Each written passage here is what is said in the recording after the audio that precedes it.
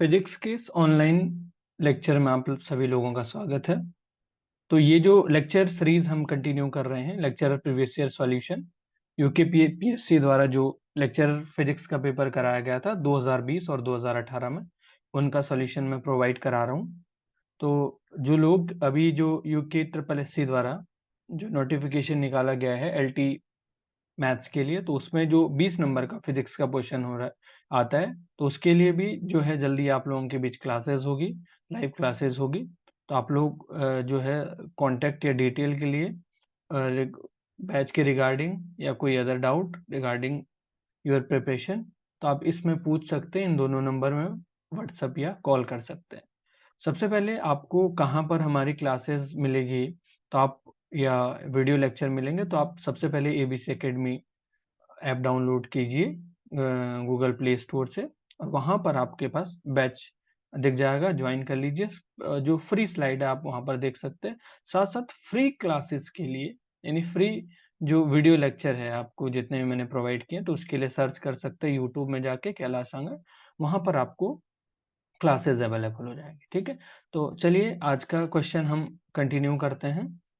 जो last part हुआ था उससे हम आगे आज कंटिन्यू करते हैं। फर्स्ट क्वेश्चन है question number 21। Planck constant has the dimension of. जो प्लांक कांस्टेंट के पास डायमेंशन होगी वो कौन सी होगी? एनर्जी जैसी होगी, फ्रीक्वेंसी जैसी होगी, मोमेंटम या एंगुलर मोमेंटम। ये आपके पास यूके पीएससी लेक्चरर मींस 2020 का क्वेश्चन था। तो फर्स्ट हमको पता होना चाहिए कि एनर्जी क्या होती है। Energy equal to H nu होता है। H is a Planck constant, nu is a frequency. ठीक है, ये प्लांक कांस्टेंट है, ये आवृत्ति है। अब हम यहाँ से फ्रीक्वेंसी देखते हैं, तो फ्रीक्वेंसी क्या होता है, आवृत्ति क्या होता है, 1 अपॉन टाइम पीरियड, यानी 1 अपॉन आवर्तकाल, इक्वल टू, अगर मैं इसको ऊपर लेके जाऊं तो ये कितने हो जाएगी, तो डायमेंशन ऑफ टी कितना होता है, यहाँ से देख लीजिए ऊपर चले गया तो टी इनवर्स ही होगा।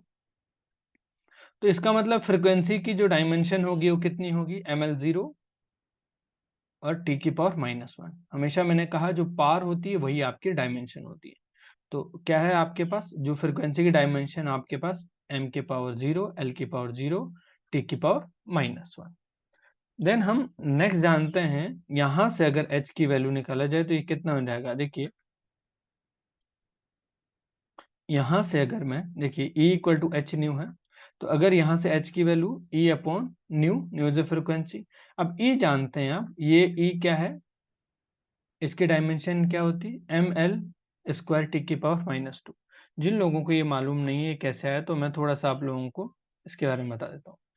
जैसे वर्क डन की जो आपके पास, आप जानते हैं जो वर्क डन होता है वो पोटेंशियल एनर्जी के इक्वल हो जाता है। ठीक है, होता है, हिंदी वाले बोलते भी है कि जो किया गया कार्य है वो क्या स्थिति जुड़ जाके बराबर होता है। ठीक है, पोटेंशियल। अब जो फोर्स होता है, जो वर्क डन होता है, वो फोर्स इंटू डिस्प्लेसमेंट होता है, फोर्स इंटू डिस्प्लेसमेंट। तो जिनको डायमेंशन का नहीं मालूम, तो आप लोग बट डायमेंशन के लिए तीन चीज याद रखें। कौन कौन सी तीन चीज? फर्स्ट, जो लेंथ है उसको क्या लिखेंगे, एल लिखेंगे। जो टाइम है उसको टी लिखेंगे, और जो मास है उसको क्या लिखेंगे, एम लिखेंगे। अब देखो यहाँ से फोर्स की फोर्स तो आपको याद होना चाहिए। ठीक है, क्या क्या होता है, ml टी की पावर -2, ये होती फोर्स। अब डिस्प्लेसमेंट किस में, लेंथ में होता है, तो डिस्प्लेसमेंट की डायमेंशन क्या होती है, एल। तो ये कितना हो जाएगा, जो वर्क डन की एम डायमेंशन है ml² टी की पावर -2। यही क्या, एनर्जी, जितनी भी टाइप की एनर्जी है सबकी डायमेंशन यही होती है। ठीक है, जितने भी टाइप की एनर्जी है सबकी डायमेंशन यही होती है। ठीक है, तो यहां से आपके पास क्या है,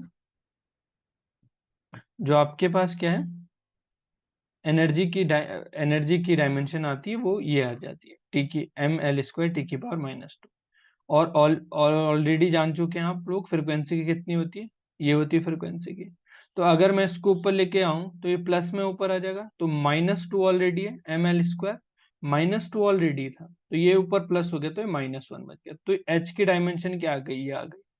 ठीक है, h की डायमेंशन क्या आ जाएगी आपके पास, ml² t की पावर माइनस। तो दो ऑप्शन तो ऐसे भी कैंसिल हो गए। एनर्जी की डायमेंशन L² t की पावर -2 है और h की डायमेंशन ml² t की पावर -1 है। तो एनर्जी और फ्रिक्वेंसी की दोनों की, ये दोनों तो नहीं हो सकते, तो बचेंगे दो ऑप्शन। तो नेक्स्ट चेक करते हैं हम ऑप्शन 3। डायमेंशन ऑफ एनर्जी तो आपको ये मालूम है, और डायमेंशन ऑफ, अब देखिए एक और चीज, वेलोसिटी की क्या होती है डायमेंशन। तो वेलोसिटी की क्या हो जाएगी, डिस्टेंस अपॉन टाइम। तो डिस्टेंस किस में है? मैंने कहा लेंथ के लिए जो डिस्टेंस वगैरह है उसके लिए एल ही लिखेंगे, टाइम के लिए क्या लिखेंगे, टी। तो कितनी हो गई डायमेंशन, एल टी की पावर -1, ये हो गया। तो ये वेलोसिटी हो गई। अब मोमेंटम जानते हैं आप क्या होता है मोमेंटम, मास इंटू वेलोसिटी। संवेग बराबर क्या होता है, द्रव्यमान इंटू वेग। तो ये ml इसके साथ m मल्टीप्लाई हो जाएगा, क्योंकि v की जो डायमेंशन है वेलोसिटी की, वो तो क्या हो जाएगा, ये आ जाएगा आपका। तो ये मैच कर रहा है किसी से, इससे मैच कर रहा है, नहीं मैच कर रहा, क्योंकि यहाँ पर एक पावर है, यहाँ पर दो पावर है। तो ऑब्वियसली बात किसके किसके इक्वल होगा, ऑप्शन डी करेक्ट हो जाएगा। जब तीनों ही ऑप्शन नहीं है तो क्या हो जाएगा, डी ऑप्शन आपके पास करेक्ट हो जाएगा। क्लियर है? चलिए हम आगे के क्वेश्चन की तरफ चलते हैं। सबसे पहले विच ऑफ द फॉलोइंग, ये आपके पास which of the following statement correct about the magnitude of the unit vector. कह रहे हैं कि कौन सा ऑप्शन करेक्ट होगा एकांक जो वेक्टर है, यूनिट वेक्टर है, उसके मैग्नीट्यूड के बारे में कौन सा ऑप्शन ठीक है। इट्स हैज नो मैग्नीट्यूड, इसके पास कोई भी मैग्नीट्यूड नहीं होता है। Its magnitude is always unity, इसका मैग्नीट्यूड यूनिटी के बराबर होता है। Its magnitude is constant but not zero, इसका मैग्नीट्यूड कांस्टेंट होता है बट जीरो नहीं। और इट्स मैग्नीट्यूड इज जीरो। तो ये यूकेपीएससी लेक्चर मीन्स 2020 में आया था। चलिए हम सॉल्यूशन देखते हैं इसका। सबसे पहले तो हमको यूनिट वेक्टर के बारे में पता होना चाहिए कि यूनिट वेक्टर होता क्या है। तो I unit vector is a vector that has magnitude equal to 1 और यूनिटी। ऐसा यूनिट वेक्टर क्या होता है जिसका मैग्नीट्यूड क्या हो, 1 के बराबर या यूनिटी कहे हम, ये बात एक बराबर है। तो जिनका जो मैग्नीट्यूड है, परिमाण है, वो किसके इक्वल हो जाता है, एक के बराबर हो जाता है। उसको एकांक वेक्टर बोलते हैं, एकांक सदिश बोलते हैं। ठीक है। तो यूनिट वेक्टर क्या करता है, generally use to denoted the direction of vector. ठीक है, किसी भी वेक्टर की डायरेक्शन को बताता है दरअसल। उसको क्या बताएंगे, किसी भी वेक्टर की डायरेक्शन को कौन बताता है, यूनिट वेक्टर बताता है। ठीक है। और अगर हम इसको देखें कि यूनिट वेक्टर ऐसे लिखा होता है, कैप लगा रखा होता है, तो ये वेक्टर है जिसकी ये डायरेक्शन दिखा रहा है, ये उसका मैग्नीट्यूड है। ठीक है। तो अगर मान लीजिए मेरे पास, देख लीजिए कोई ये एक्स वाई जेड है, ये एक्स में, ये इधर देखिए ये वेक्टर आई दिखा रहा है, ये जे दिखा रहा है, ये के, तो ये किसी वेक्टर की डायरेक्शन को बता रहा है कि इधर है, एक्स में है कि वाई में है कि जेड में है। तो क्या दिखा रहा है, ये डायरेक्शन को दिखा रहा है। ठीक है। तो I cap equal to I magnitude of क्या है, मॉड ऑफ आई। तो अगर इसका मैं मॉड करूँ तो क्या हो जाएगा, मॉड कैसे ओपन होता है, अंडर रूट ए स्क्वायर, यानी ए इंटू ए स्क्वायर, ए की जगह क्या आयोटा है, तो आयोटा स्क्वायर क्या 1 हो जाएगा। तो ये कितना आ जाएगा, आयोटा आ जाएगा। ठीक है। तो ये क्या बता रहा, डायरेक्शन को बताता है। ठीक है। तो अगर मैं मैग्नीट्यूड देखूं इसका, ए देखो तो कितना है, इसका 1 ही तो है, यहाँ पर मैग्नीट्यूड ऑफ ए कितना था, 1। तो क्या हो जाएगा ऑप्शन, ये जो वाला ऑप्शन आपके पास सी है यहाँ, D option, its magnitude always unity, तो एक के बराबर होगा। ठीक है। तो यूनिट वेक्टर क्या होता है, जिनका मैग्नीट्यूड 1 होता है, और दूसरा वो डायरेक्शन को इंडिकेट करते हैं किसी भी वेक्टर की। चलिए नेक्स्ट क्वेश्चन में देखते हैं कि if two non non null vector, कोई दो नॉन नल वेक्टर है, जीरो नहीं है मतलब, any two null vector has a magnitude of the sum of these vector equal to the magnitude of the difference of these vector, the angle between these vector 0, 60, 90 और 180। आपके पास ये UKPSC lecture means 2020 में आया। Question क्या कह रहा है कि दो null vector, non null vector है, ठीक है, उनके जो सम का मैग्नीट्यूड है वो किसके इक्वल है, किसके, उनके डिफरेंस के मैग्नीट्यूड के इक्वल है। ठीक है, किसके, उनके डिफरेंस के मैग्नीट्यूड। यानी दो वेक्टर का अगर सम लिया जाए, उनका मैग्नीट्यूड किया जाए, वो किसके इक्वल है, कि दो वेक्टर है उनका डिफरेंस माइनस उनके मैग्नीट्यूड के इक्वल हो जाएगा। तो देखते हैं हम, ज्यादा समझ यहाँ पे आ जाएगा। तो गिवन जो है हमारे पास क्या है, गिवन कंडीशन ये है कि दो वेक्टर का सम किसके का मैग्नीट्यूड किसके इक्वल है, उनके डिफरेंस के मैग्नीट्यूड के इक्वल। अगर मैं इसको ओपन करूंगा तो मैग्नीट्यूड कैसे खुलता है, ए का स्क्वायर प्लस बी का square plus 2ab cos theta. यहाँ पे क्या हो जाएगा, A square plus B square minus 2ab cos theta. ऐसे मैग्नीट्यूड ओपन होता है अंडर रूट के अंदर, दोनों साइड इक्वल है तो मुझे अंडर रूट लगाने की जरूरत नहीं है। ठीक है, चलिए अब देखते हैं यहाँ पर हम, ये सब कैंसिल हो जाएंगे तो कितना हो जाएगा, 4ab cos theta equal to 0। ठीक है, ये तो कैंसिल हो जाएंगे, ए कैंसिल हो जाएगा, बी कैंसिल क्योंकि इधर आ गए। अब ये इधर आ जाएगा तो प्लस का हो जाएगा, तो plus 4ab cos theta equal to 0।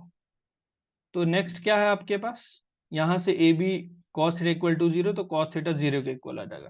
तो अगर देखेंगे तो यहाँ से कंपेयर करेंगे तो कॉस की वैल्यू किस पे 0 होती है, तो एंगल 90 पे कॉस 90 की वैल्यू 0 होती है, तो थीटा की वैल्यू कितनी है, 90। तो C option is a correct option.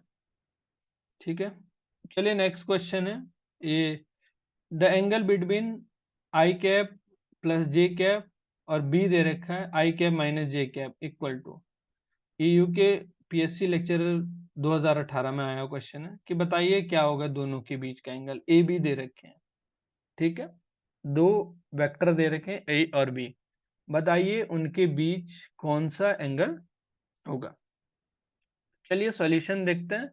सबसे पहले इस टाइप के क्वेश्चन को करने के लिए हमें डॉट प्रोडक्ट पता होना चाहिए कि डॉट प्रोडक्ट क्या होता है किसी भी दो वेक्टर का। तो किसी भी दो वेक्टर का डॉट प्रोडक्ट क्या होता है, A dot B equal to mod of B cos theta, mod of A mod of B cos theta. ठीक है, अब देखिए यहाँ पर अगर मैं ए के जगह, आपके पास क्या है, ए के जगह ये है आई प्लस जे और बी की जगह क्या है आई माइनस जे। तो एक बार इसका इसके साथ होगा, एक बार इसके साथ, क्योंकि बाकी डॉट प्रोडक्ट तो क्या हो जाएंगे, जीरो हो जाएंगे ना। सिंपल सी बात है, मैं आपको यहाँ पर डॉट प्रोडक्ट के बारे में थोड़ा बता देता हूँ। देखो डॉट प्रोडक्ट क्या है, सिर्फ आई डॉट आई वन होता है और जे डॉट जे वन होता है। बाकी अगर मैं बात करूं आई डॉट जे, ये भी जीरो होगा, आई जे डॉट आई भी जीरो होगा। ठीक है, तो same same product, same same dot product क्या करेंगे मैम। तो यहाँ पर देखो अगर मैं मल्टीप्लाई करूँ, यहाँ पे अगर मैं मल्टीप्लाई करूँ इन दोनों का, आई आई जे जे, क्योंकि बाकी तो जीरो हो जाएगा तो करने की जरूरत है नहीं। तो I dot I minus J dot J, तो कितना हो जाएगा, और इनका मैग्नीट्यूड कितना होता है, 1 1 हो जाएगा। ठीक है, चलिए तो देखिए अब क्या हो जाएगा, ये भी 1 होगा, इसका डॉट प्रोडक्ट 1 के इक्वल, यहाँ से देख लीजिए इसका डॉट प्रोडक्ट भी 1 के इक्वल, तो कॉस थीटा, तो यहाँ से क्या हो जाएगा, कॉस थीटा की वैल्यू 0 के इक्वल, 1 माइनस 1 0। तो फिर से थीटा की वैल्यू कितने आ जाएगी, कॉस 0 किस पे होता है, तो 90 पे होता है, तो थीटा की वैल्यू कितनी आ गई आपके पास, 90 आ जाएगी। ठीक है, आसान क्वेश्चन था। चलिए नेक्स्ट क्वेश्चन की तरफ जाते हैं। अब देखिए यहाँ पर in given figure, force of friction on a body B, इस बॉडी में फ्रिक्शन बताइए क्या होगा, फ्रिक्शन फोर्स की डायरेक्शन लेफ्ट की तरफ होगी या राइट और लेफ्ट हो सकती है, towards right, not sufficient data. ये आपके पास यूकेपीएससी लेक्चर मेंस 2020 में आया कि दो कोई बॉक्स है, इसका नीचे स्मूथ है, ये बी इसके ऊपर रखा गया, इस ए पे फोर्स इधर की ओर लगाया जाता है, तो बताइए इस बी पर फ्रिक्शन फोर्स किधर की ओर हो, ऐसा पूछा गया क्वेश्चन। तो सबसे पहले तो हमको पता होना चाहिए कि force, when a force act on a body, अगर आपके पास कोई इस ए बॉडी में फोर्स एक्ट होता है तो जो फ्रिक्शन फोर्स लगेगा वो इसके अपोजिट लगेगा। तो जो फ्रिक्शन फोर्स होगा वो बैकवर्ड डायरेक्शन में ए बॉडी के लगेगा। ठीक है, क्योंकि every force exist in a pair. तो अगर आपके पास जो फोर्स इधर लग रहा है तो आपके पास क्या हो जाएगा, फ्रिक्शन फोर्स कहाँ लग रहा होगा, यहाँ पे लग रहा होगा। ठीक है, ये थी एक की कहानी। अब हम बी की कहानी देखते, देखो अब बी में जो फोर्स लग रहा होगा ना वो इधर की ओर लग रहा होगा। बी में जो फोर्स लग रहा होगा इधर की, क्योंकि ये देखिए ये तभी इस पे फोर्स लग रहा है, तो ये क्या इधर फ्रिक्शन फोर्स, तो फोर्स किधर हो गया बी पे, ये बी के लिए फोर्स हो गया इधर की ओर, तो फ्रिक्शन फोर्स किधर लगेगा बी के लिए, यानी friction force on body act on, कैसे होगा, जो फोर्स इधर की ओर हो गया इसका बी पे, तो फ्रिक्शन फोर्स किधर की ओर हो जाएगा, इधर की ओर हो जाएगा, क्योंकि every force exist in pair में, तो पेयर में एग्जिस्ट करते हैं, क्योंकि ये इधर लग रहा है तो ये इधर लग जाएगा, ठीक है। तो इसके लिए जो फोर्स होगा वो इधर होगा, ठीक है, क्योंकि इसके लिए फ्रिक्शन फोर्स इधर है, तो इसका जो फ्रिक्शन फोर्स होगा वो इधर की वजह, तो टूवर्ड द राइट कहां पर लिखा है, towards right, B option is a correct option, ठीक है, B is a correct option. Clear है। नेक्स्ट क्वेश्चन देखते हैं।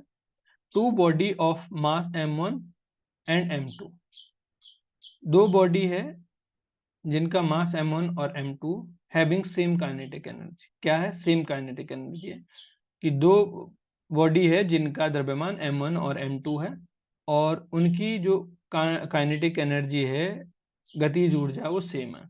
If p1 and p2 are their linear momentum respectively, अगर p1 और p2 क्या है, उनके लीनियर मोमेंटम, तो बताइए p1 ratio p2 will be, तो p1 और p2 क्या होंगे, p1 डॉट p2 क्या होंगे, आपसे पूछा P1 और P2 का रेशियो क्या होगा।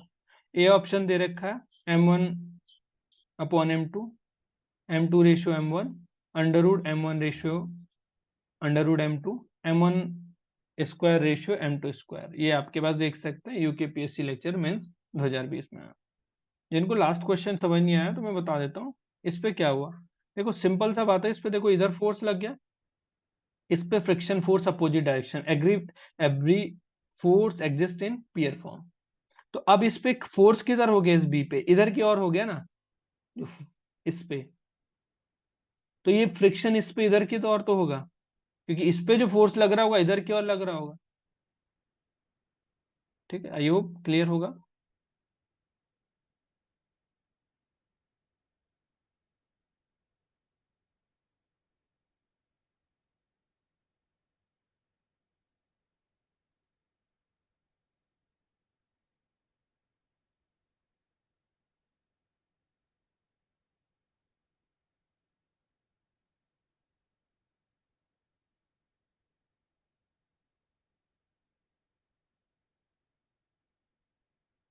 चलिए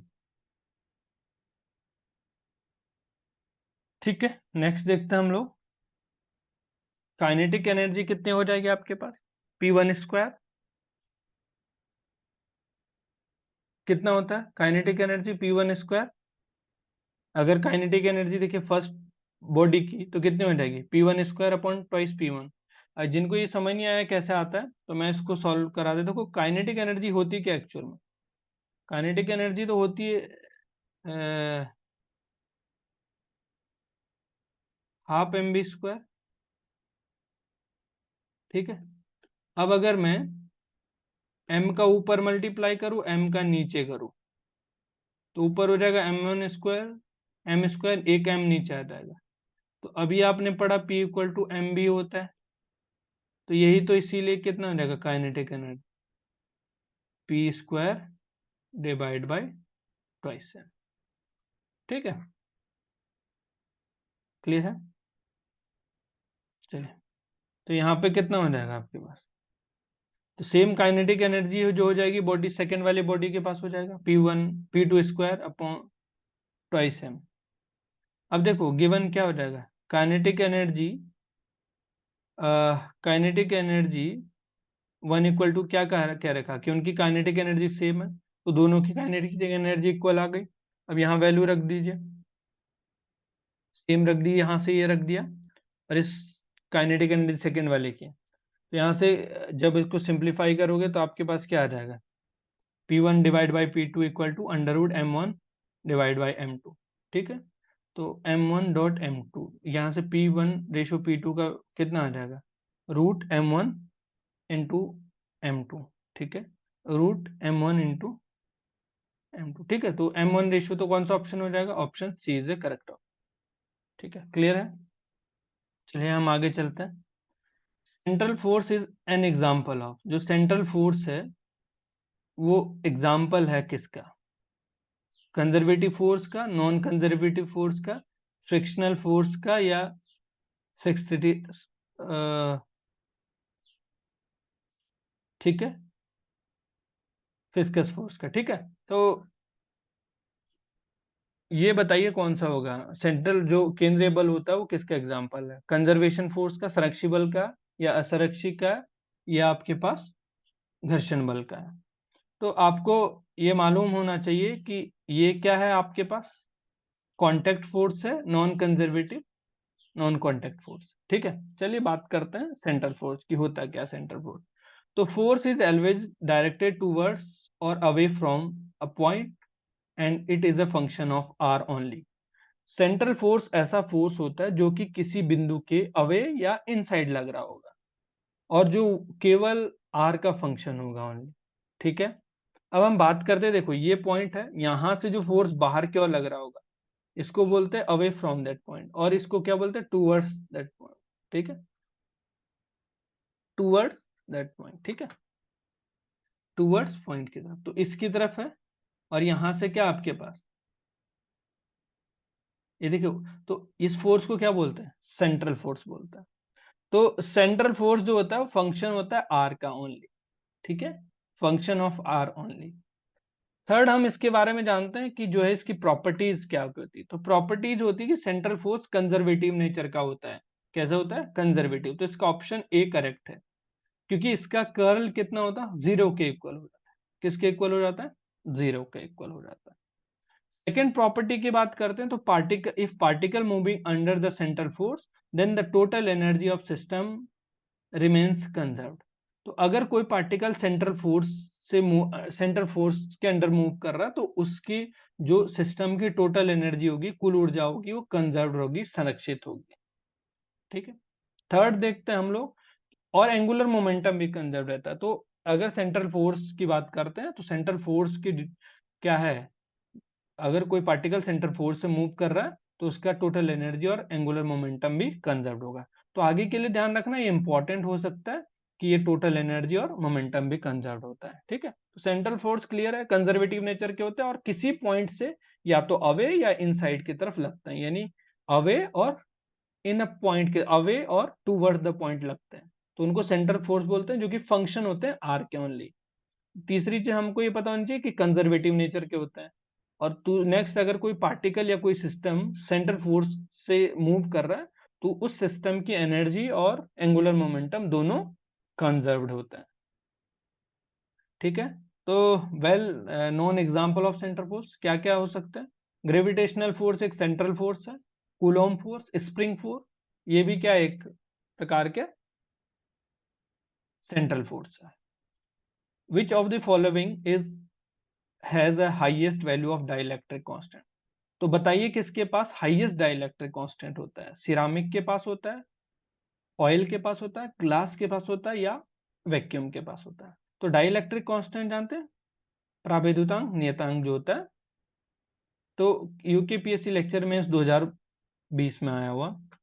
तो ये मैंने एक लिस्ट बनाई है, क्या क्या है आपके पास, एयर का 1 होता है डाइलेक्ट्रिक कांस्टेंट, वैक्यूम का भी 1 होता है, ग्लास का 9 होता है, और पेपर का 2 होता है, मिका का 6 होता है, और आपके पास ऑयल का 1 से 3 के बीच होता है, यानी 2.1 से 2.4 तक।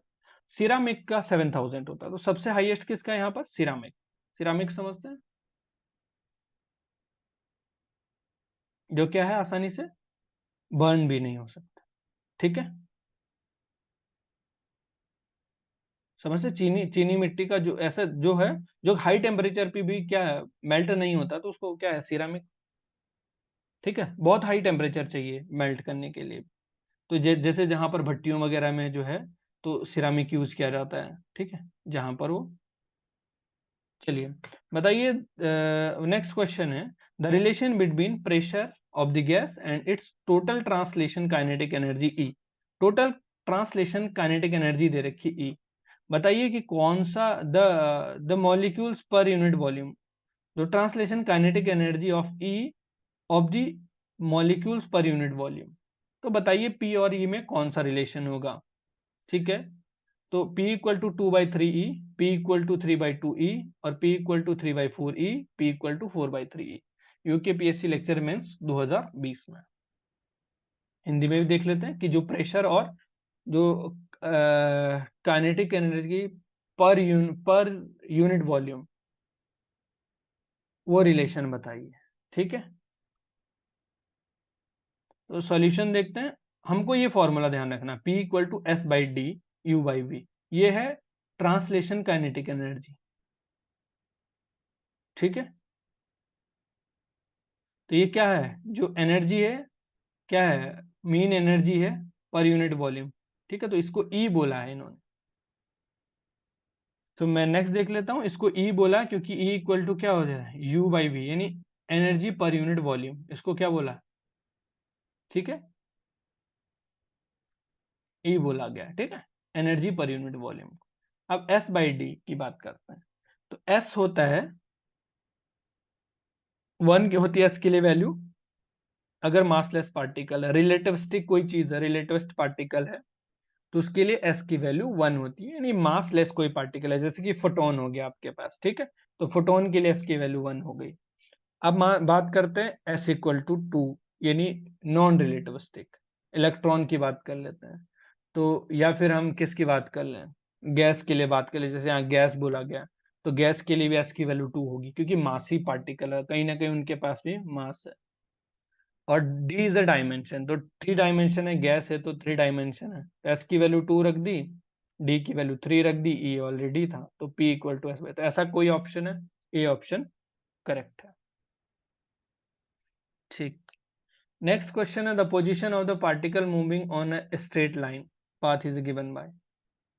कोई जो है पार्टिकल है, वो मूव कर रहा है स्ट्रेट लाइन पाथ में, x equal to 12 plus 18t plus 9t², it its acceleration at t equal to 2 second. ठीक है, तो the position of the particle moving in straight line, X, कोई स्ट्रेट लाइन में कोई पार्टिकल मूव कर रहा है। ठीक है, उसकी पोजीशन ये है, दे रखी एक्स की वैल्यू, इसका एक्सेलरेशन बताइए टी इक्वल टू 2 सेकेंड में। तो सबसे हो जाएगा, यूकेपीएससी लेक्चर मेंस 2020 में आया था। मैं डायरेक्ट सॉल्यूशन करवा देता हूँ। वेलोसिटी इक्वल टू क्या होता है, displacement upon time, del X by del T. X की वैल्यू दे रखी है, डिफरेंशिएट करेंगे, ये सब भी कर लेंगे लगभग, मैंने एक पॉइंट कर रखे हैं। तो ये कांस्टेंट का डिफरेंशिएशन 0, इसका 8 हो ये 8, ये 18 है यहाँ पे, सॉरी ये 8 गलती से हो गया, 18 है, प्लस ये डिफरेंशिएशन 9, कितना हो जाएगा 18t, तो 18 अगर कॉमन लूंगा तो t+1 आ जाएगा। और then acceleration will be a equal to dv/dt, तो del by del T 18 plus T, तो कितना हो जाएगा 18 मीटर सेकेंड, कितना हो जाएगा आपके पास 18 मीटर पर सेकंड स्क्वायर। तो कंजप्शन हो जाएगा सी ऑप्शन। ये सबको आ जाता है, तो मैंने थोड़ी फास्टली करा दिया था। ठीक है, चलिए, a solid sphere, next question है, a solid sphere ball roll on a table, the ratio of translation and rotational kinetic energy will be. कोई सॉलिड स्फीयर जो है, एक सॉलिड स्फीयर बॉल है, रोल कर रही है किसी टेबल पे। ठीक है, कोई टेबल है, उस पर रोल कर रही है। ठीक है, सॉलिड स्फीयर, एक ठोस जो है गोला है, गोले की बॉल है, वो किसी टेबल पर रोल कर रही है। The ratio of translation and rotational kinetic energy, तो बताइए ट्रांसलेशन और रोटेशनल एनर्जी, काइनेटिक एनर्जी का रेशियो क्या होगा। ठीक है, ये यूकेपीएससी 2020 में आया था। ठीक है, चलिए, तो सबसे पहले ट्रांसलेशन काइनेटिक एनर्जी की बात करते हैं। तो काइनेटिक एनर्जी हाफ mv²। तो अगर मैं इसको ऐसे लिख दूं, रोटेशनल काइनेटिक एनर्जी कितनी होती, half I⍵²। I is a moment of inertia. ठीक है, I is a moment of inertia. ठीक है, जिनको नहीं समझ आया तो मैं बता देता हूं कि ये कैसे आया।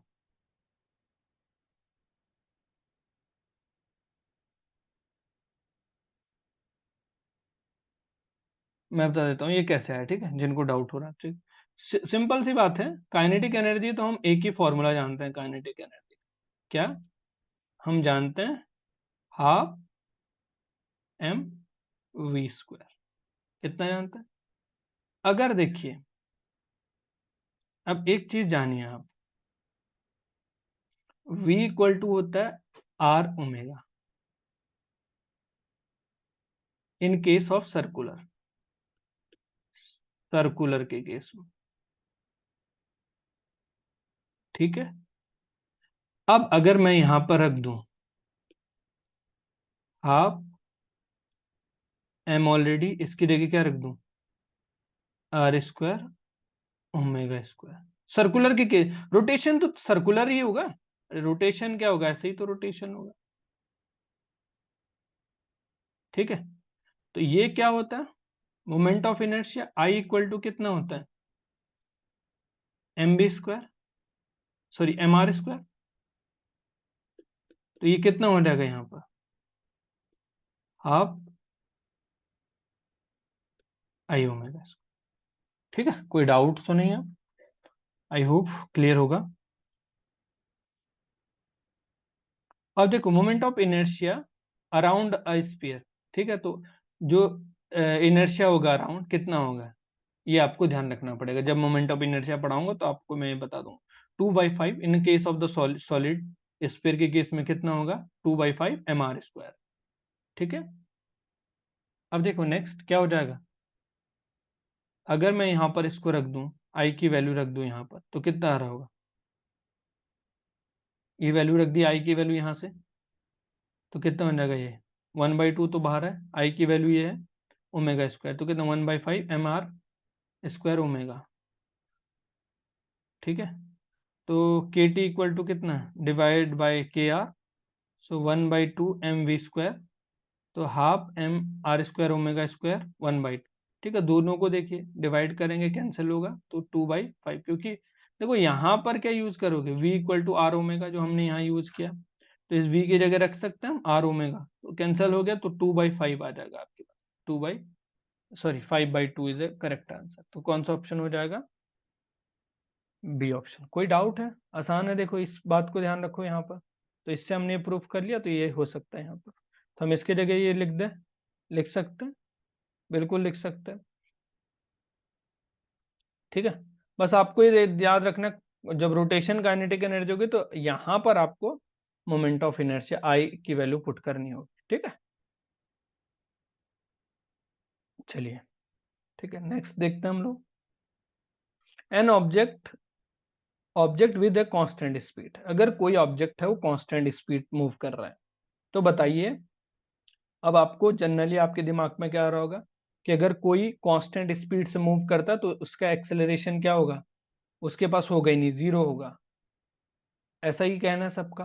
पर इन केस ऑफ सर्कुलर, अगर कोई सर्कुलर में मूव कर रहा है यूनिफॉर्म स्पीड से, कांस्टेंट स्पीड से, तो उसके पास एक्सेलरेशन होता है, ठीक है। कोई हिंदी में बता देता हूँ कि कोई एक ऑब्जेक्ट है, कोई एक वस्तु है जिसके पास एक कांस्टेंट नियत चाल है, तो बताइए एलवेज एक्सेलरेटेड, वो हमेशा ही एक्सेलरेटेड होगी, might be accelerated, might be accelerated, हो सकता है एक्सेलरेशन आ जाए, not accelerated, has a constant velocity, तो ये ऑप्शन तो हो नहीं सकता।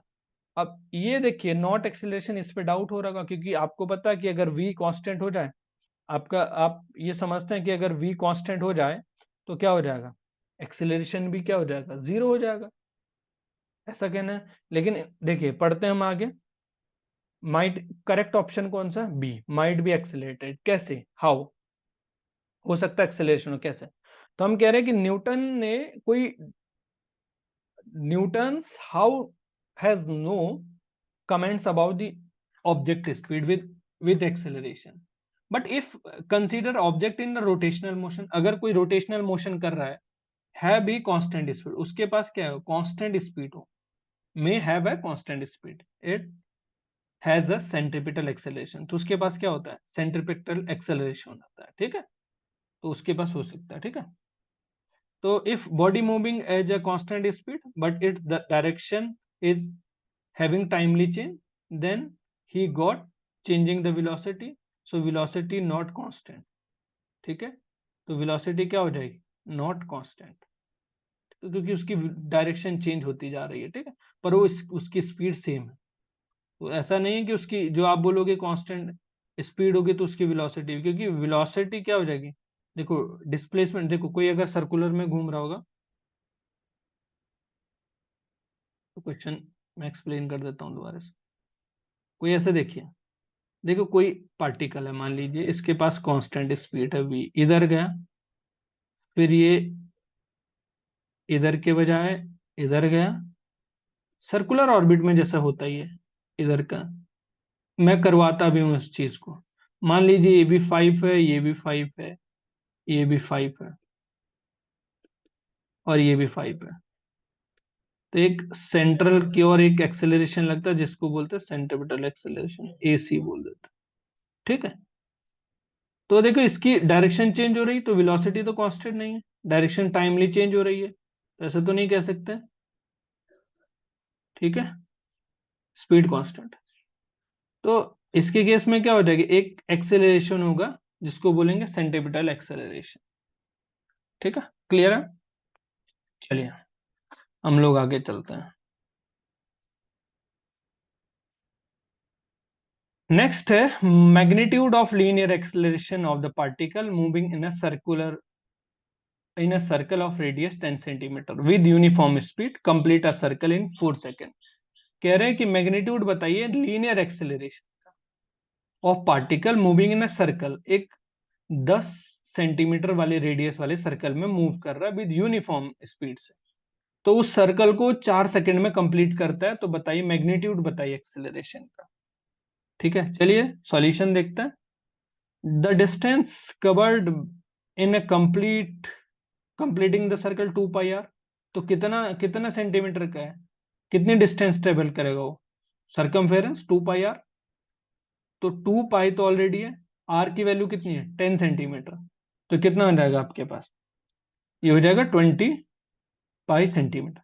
लीनियर स्पीड क्या होती है, डिस्टेंस अपॉन टाइम, अरे डिस्टेंस अपॉन टाइम तो डिस्टेंस कितनी है 2 पाई आर, टी कितना है 4 सेकेंड, तो v की वैल्यू भी आ गई यहाँ पर 5 पाई सेंटीमीटर, क्योंकि ये 20 है, 4 second is the time period. The acceleration is v square by R, तो v स्क्वायर जगह कितना आ जाएगा, इसको स्क्वायर करोगे, इसका स्क्वायर करोगे तो 5 का स्क्वायर 25 पाई स्क्वायर, और r कितना है रेडियस 10 सेंटीमीटर, तो a की वैल्यू कितने आ जाएगा आपके पास, a की वैल्यू कितने 2.5 पाई सेंटीमीटर स्क्वायर। ठीक है, तो कौन सा ऑप्शन हो जाएगा, option B is a correct option. ठीक है, तो मैग्नीट्यूड कितना हो जाएगा आपके पास। ठीक है, क्लियर है।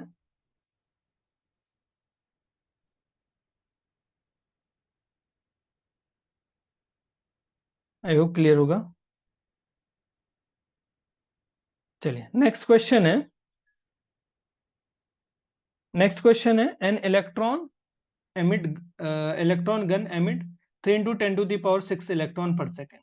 कोई एक इलेक्ट्रॉन गन है जो कि कितने इलेक्ट्रॉन एमिट करती है पर सेकेंड में, 3 into 10 to the power 6, they will be make a current, वो कितनी करंट बनाएगा। ऑप्शन आप देख सकते हैं, ए ऑप्शन, ये बी है, सी है, एंड डी ऑप्शन है। कौन सा, ये यूकेपीएससी लेक्चर में 2020 में आया था। सॉल्यूशन देखते हैं। इलेक्ट्रिक करंट क्या होता है पहले, charge upon time, I equal to Q by T, सबको मालूम है। तो आपके पास क्या नंबर ऑफ इलेक्ट्रॉन दे रखे कितने पर सेकंड, कितना इमिट करता है 3 इंटू 10 to the power 16। तो एक फॉर्मूला जानते हैं हम, टोटल चार्ज इक्वल टू कितना होता है passing per unit second, Q equal to N E होती है, rule of quantization, Q equal to N ई।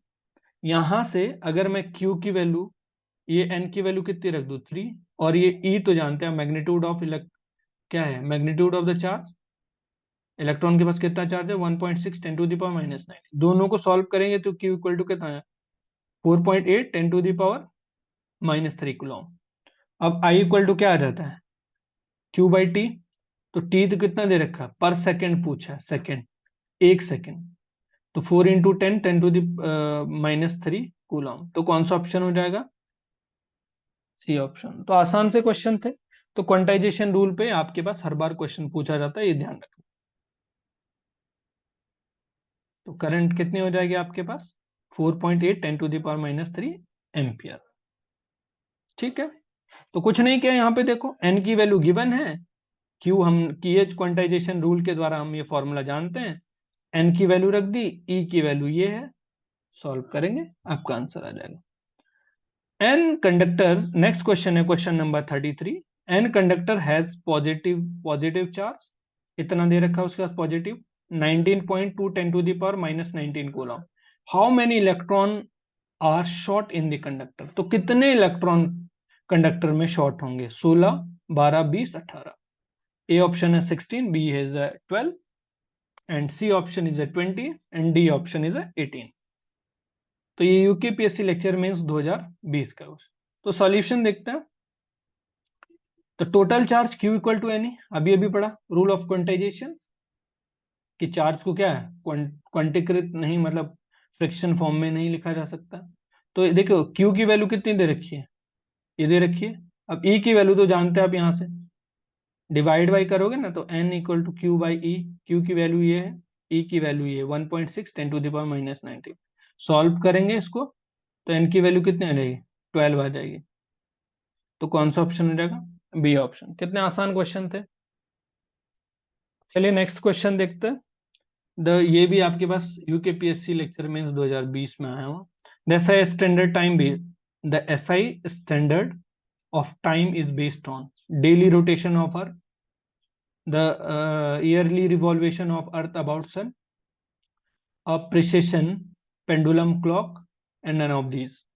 ठीक है, तो देखोगे आप इसके बारे में अगर थोड़ा सर्च करोगे, तो ये डेली रोटेशन ऑफ अर्थ पे तो नहीं था कभी, और आपके पास 9 जो एसआई बेस जो टाइम बेस जो था स्टैंडर्ड टाइम जोन, आपके पास जो है वो किस पे है, वो सीजियम 138 एटम पे है, सीजियम क्लॉक पे दरअसल बेसिकली, जो कि सी लेवल पे है।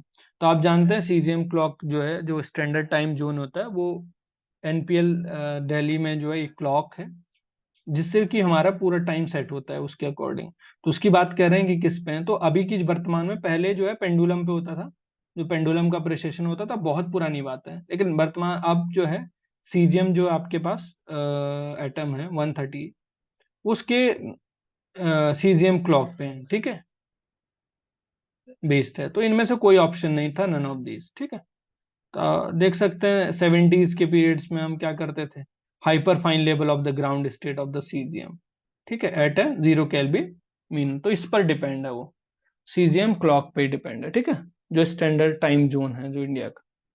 ठीक है, तो एनपीएल दिल्ली में है जो आपके पास स्टैंडर्ड क्लॉक टाइम है। ठीक है, बाकी आप इसके बारे में और गूगल कर सकते हैं। ठीक है, तो इनमें से कोई भी ऑप्शन है। तो नेक्स्ट क्वेश्चन पे आते हैं कि according to law of equipartition of energy, the average kinetic energy per molecules associated with each degree of freedom। तो इस क्वेश्चन को मैं बार बार कहता था कि इको पार्टीशन थ्योरम क्या कहती है, 3/2 kT होगा या 5/2 kT होगा या 1/2 kT होगा या kT होगा, यूकेपीएससी लेक्चर मेंस 2020 में। तो इको पार्टीशन थ्योरम क्या कहती है आपके पास, the average kinetic energy per molecules associated with each degree of freedom equal to half kBT. K is a Boltzmann constant, T is a temperature। ठीक है, तो half kBT होता है ईच डिग्री के साथ। तो कौन सा ऑप्शन हो जाएगा, C option.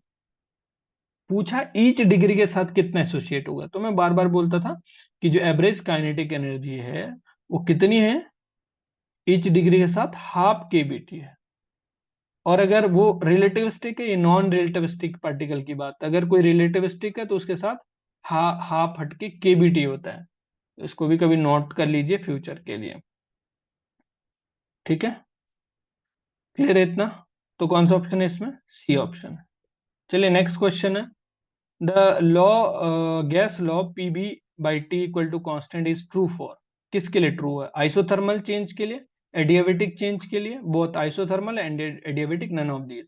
UKPSC lecture mains 2020। अब आइसोथर्मल का मतलब क्या होता है, टी इज ए कांस्टेंट, तो ऐसा तो है नहीं यहाँ पर।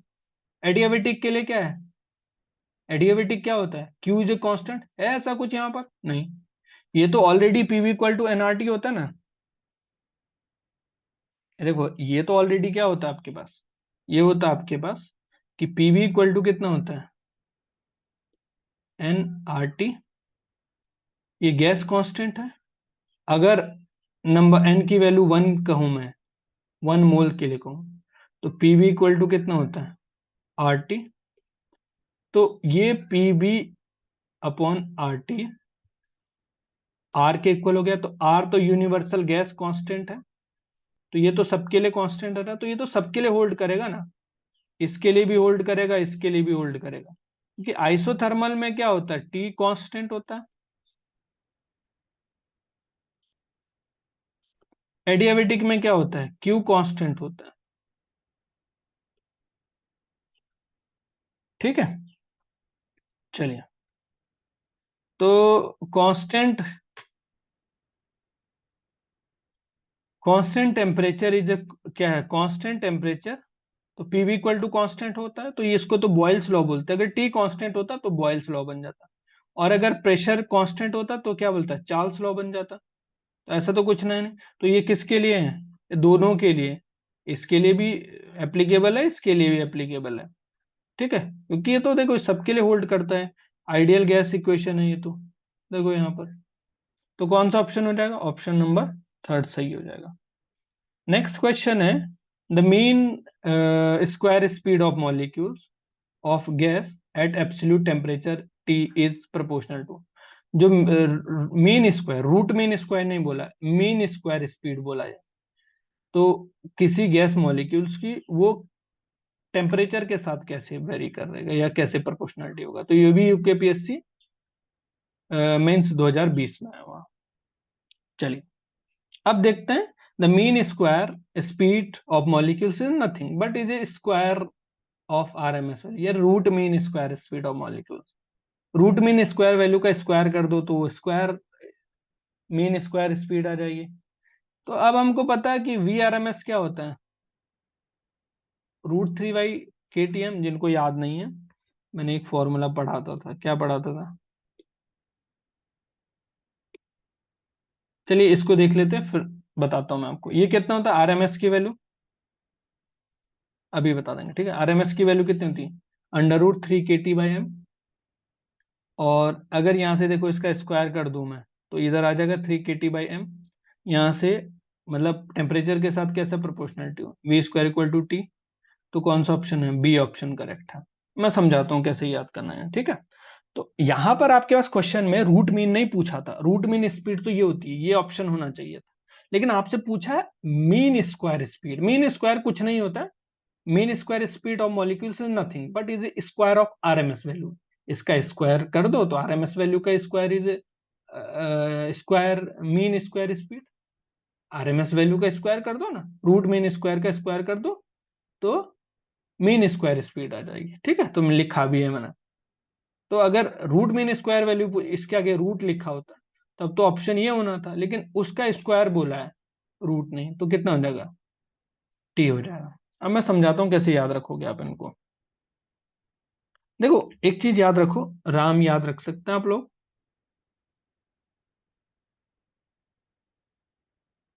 याद रख सकते हैं। अरे राम मतलब, जिनको अगर ऐसा ही प्रॉब्लम है तो आप राम याद रखिए।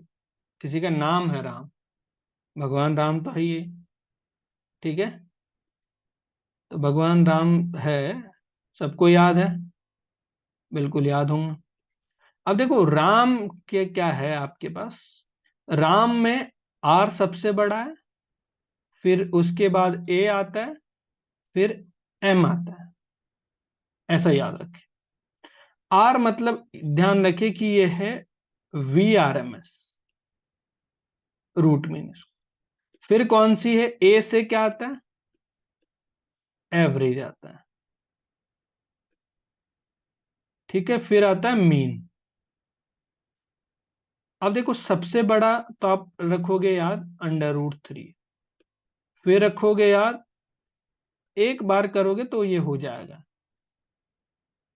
एक बार राम बोलोगे तो हो जाएगा। ठीक है, तो ये कितना आपके पास 2 है। Under root 2। तो देखो ये बड़ा है सबसे, फिर ये अगर आप वैल्यू वाइज भी देखोगे, न्यूमेरिकल वैल्यू वाइज, तो ये सबसे लास्ट आ रहा हो।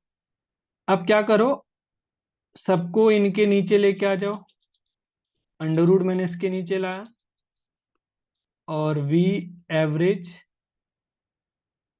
डिवाइड बाय अंडर रूट 8/पाई, और फिर यहाँ पर कितना, वी एम मोस्ट प्रोबेबल, ये एवरेज है, मोस्ट प्रोबेबल है √2, और यहाँ पे क्या आ जाएगा, अंडर रूट KT/m।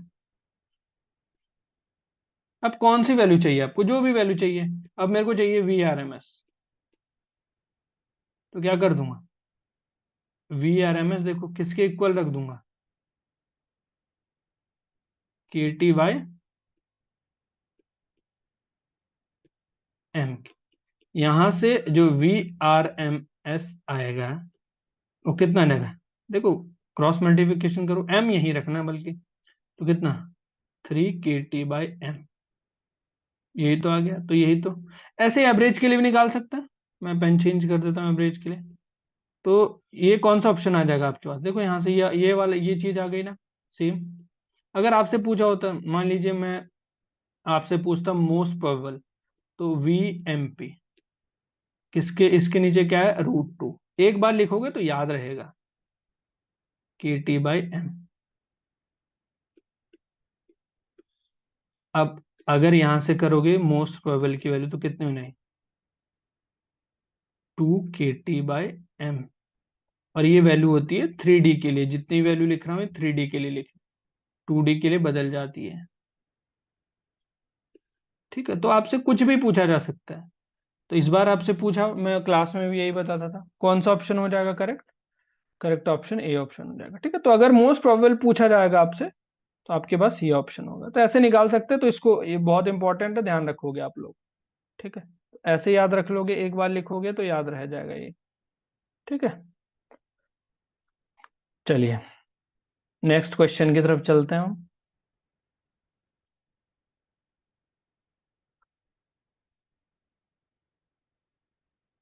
चलिए आज इतना ही रखते हैं। Thank you.